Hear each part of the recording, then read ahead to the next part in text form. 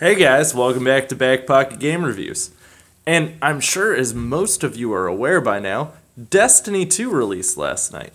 Whether you are aware of it because you caught someone's stream, I streamed it last night. I don't think many of you actually caught my Twitch stream, probably because a lot of you were busy playing Destiny 2. But there were some server connectivity issues. And a lot of people are really up in arms with how long the delay was to join the server. So if you've ever played like an MMO game, that's actually extremely common. With a game like Destiny where you're doing story missions and interacting in such a wide space, which is more similar to an MMO than it is an actual shooter game, normally there's server loads. And last night it was a bit swamped down, at least at initial start of the game. I don't know if it's still doing that today, but I mean there were videos that went up on YouTube about people complaining about this and how long it took to actually join. The thing everyone should be actually remarkable, like completely blown away with Destiny for, is the fact that there were no issues after joining the game. Servers didn't crash, there was no one getting booted out. A lot of that stuff is very uncommon when we're talking in terms of MMO-style games that release. Elder Scrolls Online had a lot of issues with it. Even when it came out to console, Elder Scrolls Online was still having a lot of issues with it.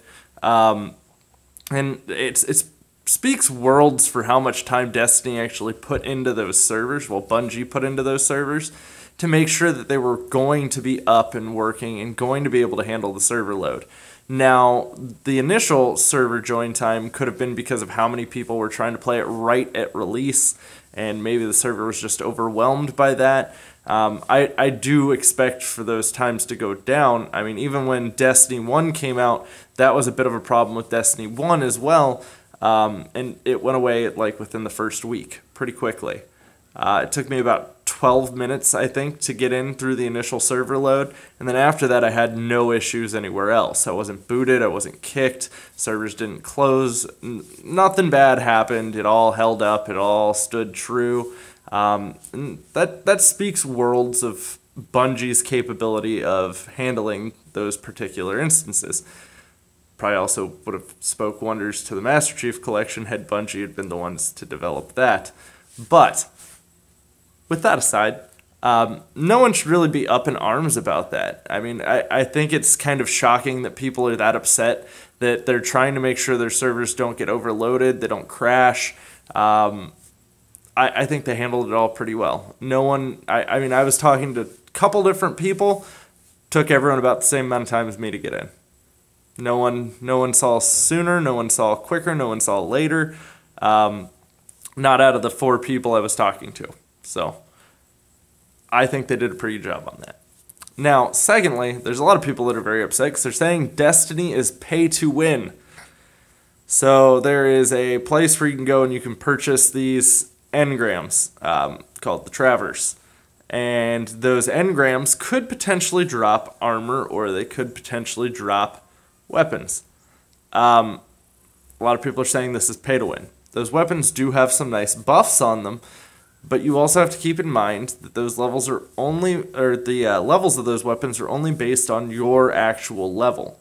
So you actually have to put real time in to get that item. Typically, the stuff that's even in those kinds of draws, along like the lines of those engrams that are going to be dropping, you're most likely to get something like an emote or a sparrow skin or like a spaceship skin, something along those lines. Not typically going to be getting like armor or weapons. Now, I don't really view this as pay to win. A lot of people are really upset about it. Sorry, I don't see this as that big of a deal. I mean, they have loot boxes for skins and stuff on Overwatch, and I get it, they don't drop weapons, but again, the weapons damage is solely going to be based around your actual level.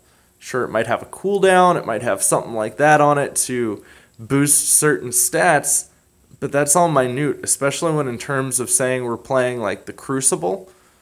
Most of those buffs aren't going to be a big enough differentiator if I'm just actually better than you. And again, this comes down to, I think people just complain about everything anymore. But I don't see these engrams as being like they're like a lottery essentially. So yeah, your chances of getting guns or weapons or armor is pretty slim to none out of them. I mean, you still could get that. I'm just saying you're probably gonna get an emote or a dance, or I had a Gangnam Style dance in Destiny 1. I would like to have that one back. You give me that one back. I will be streaming Destiny 2 again tonight on Twitch. Those of you who would like to check it out, please go follow me on Twitch and even set up notifications there on Twitch. And those of you who do enjoy these videos, make sure you give them a thumbs up. I will see you soon with plenty more content, guys. And take it easy.